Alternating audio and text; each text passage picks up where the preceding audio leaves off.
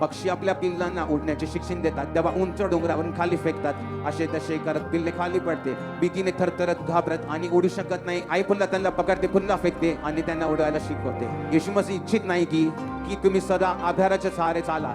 तो तुम्हाला पडवू इच्छितो आणि त्यासाठी तो तुम्हाला प्रशिक्षण देईल, तो तुमची परीक्षा घेईल.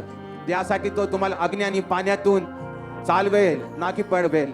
आणि म्हणूनच परमेश्वर तो म्हणतो, जेव्हा तू पाण्यात जाशील, जेव्हा तू नदीत जाशील, जेव्हा तू अग्नीमध्ये चालशील, तेव्हा मी तुझ्या सोबत आहे. इतरांना ती अग्नी जाळून टाकेल, पण तुला जाळू शकणार नाही. इतर त्या पाण्यात बुडतील, पण तुला बुडू शकणार नाही. हा फरक असेल की तुम्ही माझ्याद्वारा ठरवल्या गेलेल्या एका खऱ्या परीक्षेत आहात, जी तुझ्या भल्यासाठी आणि तुझ्या फायद्यासाठी आहे. आणि जेव्हा तुम्ही त्यातून बाहेर पडाल, तेव्हा माझे शब्द लक्षात ठेवा, या संपूर्ण जगामध्ये तुमच्यासारखा कोणीही नसेल